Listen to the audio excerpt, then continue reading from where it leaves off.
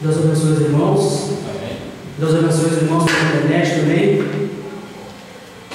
Vamos retomar a nossa leitura da mensagem à era de Éfeso.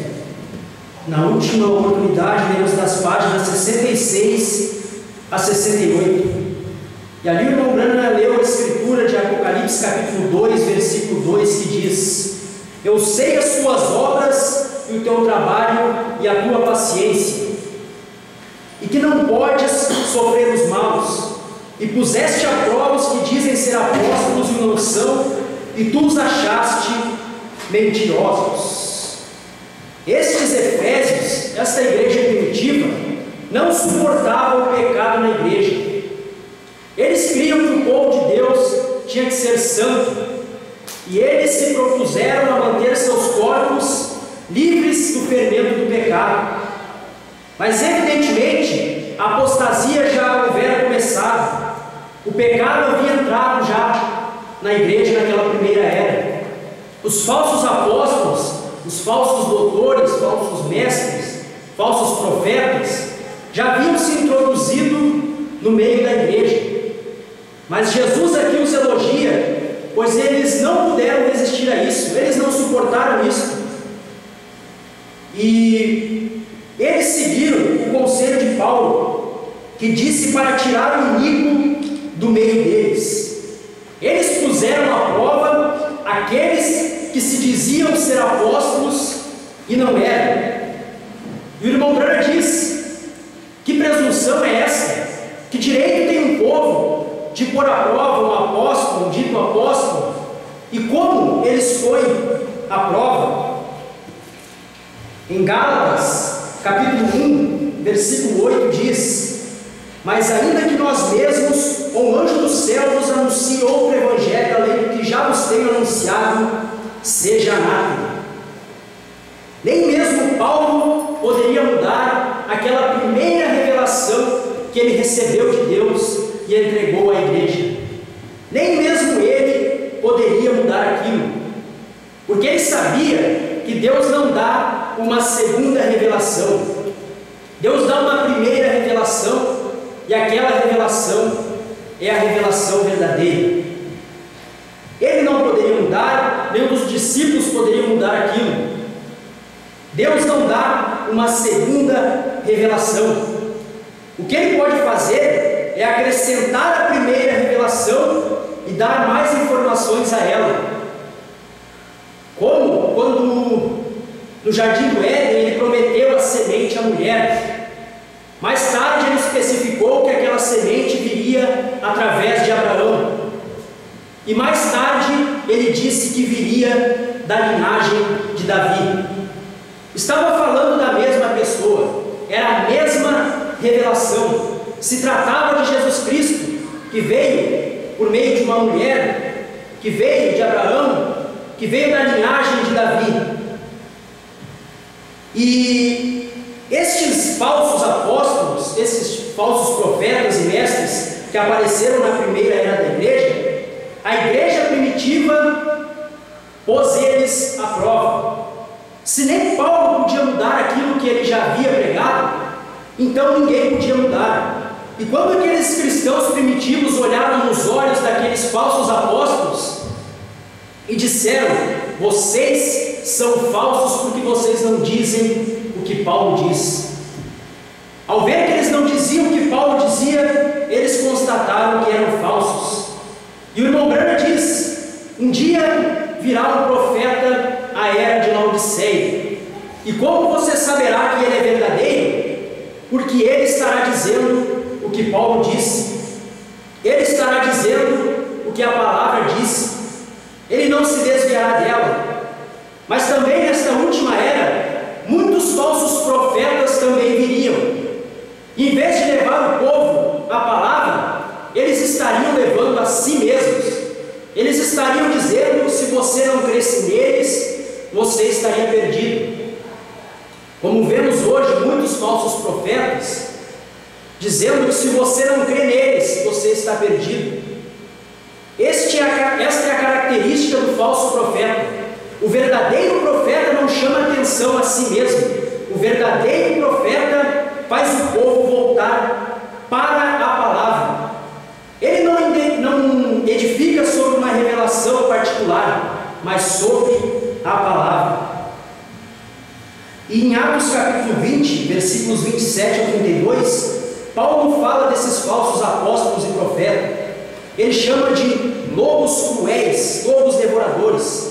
E ele diz: porque nunca deixei de vos anunciar todo o conselho de Deus.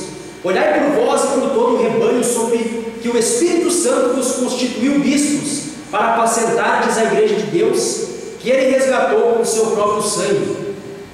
Porque eu sei isto, que depois da minha partida entrarão no meio de vós lobos cruéis, que não perdoarão ao rebanho, e que dentre vós mesmos se levantarão homens que falarão coisas perversas, sua própria palavra e ideias, não de Deus, para atraírem os discípulos após si. Já naquele tempo, na primeira era da igreja, já haviam estes falsos apóstolos, estes falsos profetas, atraindo o povo para si mesmo, não falando aquilo que Paulo falava, falando coisas perversas. Paulo os chamou de lobos cruéis. Em 1 João capítulo 4, versículo 1 também fala deles. Já muitos falsos profetas se têm levantado no mundo. 1 João capítulo 4, versículo 1. Muitos falsos profetas já haviam se levantado na primeira era da igreja. O espírito anticristo se infiltrou na primeira era da igreja. E como ele fez isso? Negando a palavra e estabelecendo credos e filosofias humanas em lugar dela. Eles vieram fazendo isso. Eles eram os anticristos que saíram ali na primeira era. O irmão Branham diz: o que é ser anticristo? Ser anticristo é ser anti-Jesus. E o que é Jesus? Jesus é a palavra. Ser anticristo é ser antipalavra. Eles eram antipalavra, pois eles não diziam o que aquela primeira revelação dizia. E esse espírito anticristo, esse espírito antipalavra, começa pequeno na primeira era da igreja e vai crescendo, até que na última era da igreja ele assume o controle. Vemos nesta última era que ele tem assumido praticamente todo o controle. Temos hoje um tal de jejum nacional. É o Concílio Mundial de Igrejas, isso aí o povo não vê. Muitos crentes da mensagem entrando nesse espírito e nesse jejum ecumênico. E eles todos que convocam esse jejum são trinitarianos. O povo da mensagem, que nos anos 70 bateu forte contra a Trindade, os chamou de pagãos, de falsos, hoje estão todos em concílio, todos ajuntados e reunidos em um jejum nacional. A gente vê que aquele espírito começou tão pequeno na primeira era e hoje tem dominado a política do mundo, tem dominado o nosso próprio presidente dos Estados Unidos e de outros países. E o irmão Branham diz: um dia controlará as finanças mundiais. Hoje ela controla a política, mas a igreja é tão rica que um dia ela controlará as finanças mundiais. E vemos hoje uma perspectiva de um mundo quebrado. Não será essa uma oportunidade para o Concílio Mundial de Igrejas assumir as finanças do mundo? É só um pensamento, talvez não seja. Então o irmão Branham diz que eles negam a palavra, o anticristo, mas não é um completo repúdio à palavra. Não é alguém que vem e diz: a Bíblia não é verdade, Jesus Cristo é falso. Não. Muita gente acha que o anticristo virá assim, mas não. Ele tem aparência de piedade, ele carrega a Bíblia, ele professa crer na Bíblia e em Cristo, mas ele é anticristo, é antipalavra. Por quê? Porque ele muda apenas uma coisa, um tiro J da palavra, como diz em Apocalipse capítulo 22, versículos 18 e 19. Porque eu testifico a todo aquele que ouvir as palavras da profecia deste livro que, se alguém lhes acrescentar alguma coisa, Deus fará vir sobre ele as pragas que estão escritas neste livro. E se alguém tirar quaisquer palavras do livro desta profecia, Deus tirará a sua parte da árvore da vida e da cidade santa que estão escritas neste livro. É a mudança de apenas uma palavra. Quando você não toma toda a palavra e tira aqui e põe ali, e crê numa trindade, quando ela não se encontra na Bíblia, você está pondo uma palavra na Bíblia porque a palavra trindade não está na Bíblia. Então você é anticristo, você é antipalavra. Foi a mesma artimanha que Satanás usou contra Eva no jardim do Éden, fez que ela descresse de apenas uma palavra. Isso gerou a queda, gerou todo o caos que a gente vê hoje no mundo. E eles são gêmeos, o irmão Branham diz, esse espírito de Cristo e anticristo. São gêmeos, são duas árvores. Elas se alimentam da mesma chuva, do mesmo solo, mas são de sementes diferentes. Uma fala a palavra e a outra fala contra a palavra. Vamos retomar nossa leitura. Até falei demais, acho que passou do tempo. Paramos na página 68. O irmão Branham diz: e sofreste e tens paciência e trabalhaste pelo meu nome, e não te cansaste. Isso é quase o mesmo que foi dito no versículo 2. Mas no versículo 2, a obra, o trabalho e a paciência consistiam em guardar a sagrada palavra que lhes estava confiada. Como eles mantiveram afastados os adversários. Que honra eles eram para Paulo. Mas neste versículo, suas perseguições e provas e paciências são por causa do bendito nome de Jesus.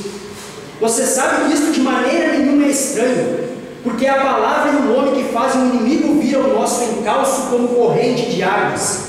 Essa poderosa palavra que foi manifestada em curas, sinais, prodígios e outras demonstrações, fez com que os fariseus clamassem pela morte dos verdadeiros crentes.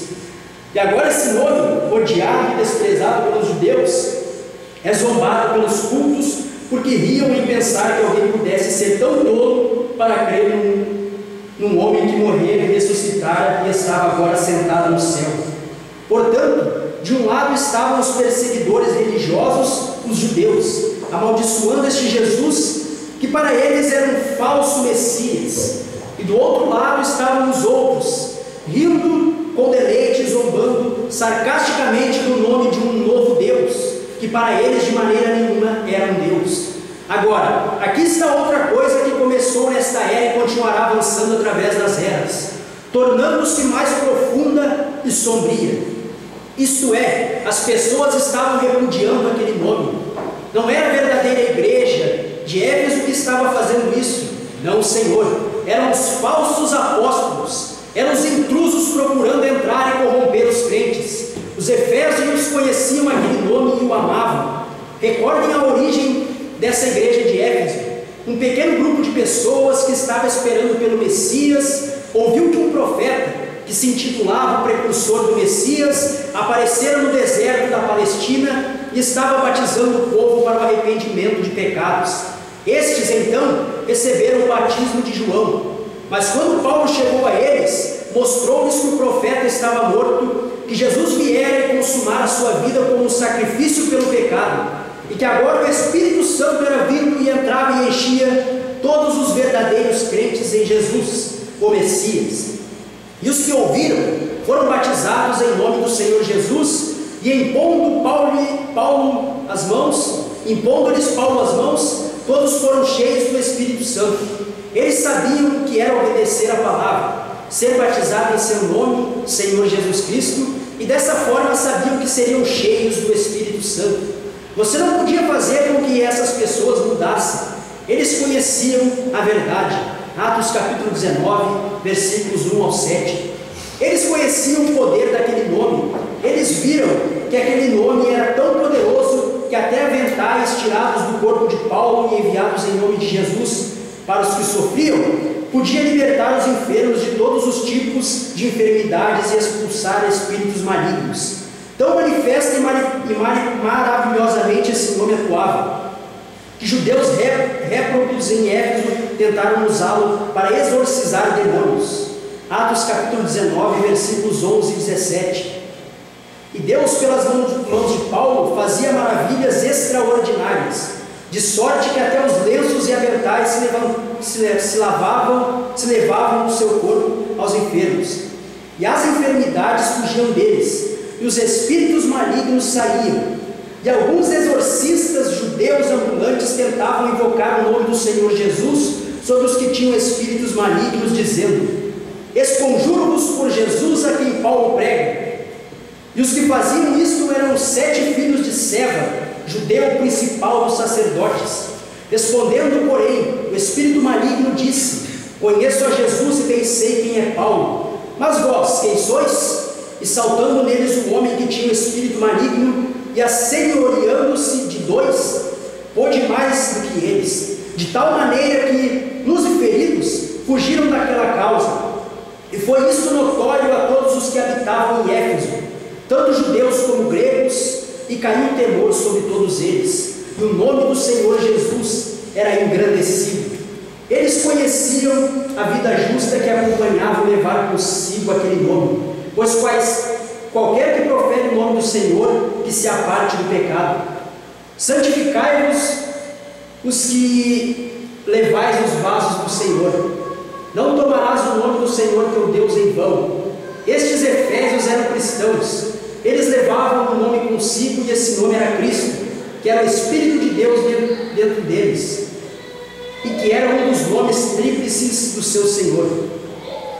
E trabalhaste pelo meu nome e não te cansaste. Estes crentes não estavam trabalhando por Paulo ou por uma organização. Eles não estavam comprometidos com programas e instituições por meio dos quais levantavam posses de valor. Eles trabalhavam pelo Senhor. Eles eram seus servos, não peões de uma organização. Eles não iam à igreja aos domingos e falavam a respeito daquele nome e depois o esqueciam o resto da semana. Eles não prestavam culto àquele nome da boca para fora. Não, Senhor. Eram suas vidas que davam. Tudo o que faziam, o faziam naquele nome. Eles agiam naquele nome, porém se não pudesse agir naquele nome, então privavam-se de agir. Estes eram cristãos celestialmente posicionados, cuja conduta era no Senhor. Mas aquele grupo de falsa vinha que queria corromper aquele nome pairava como lobos sorrateiros na escuridão, esperando para entrar e despedaçar. Mas os santos suportaram o teste e guardaram a palavra e o nome. Os irmãos podem colocar-se de pé. Vamos receber o nosso pastor.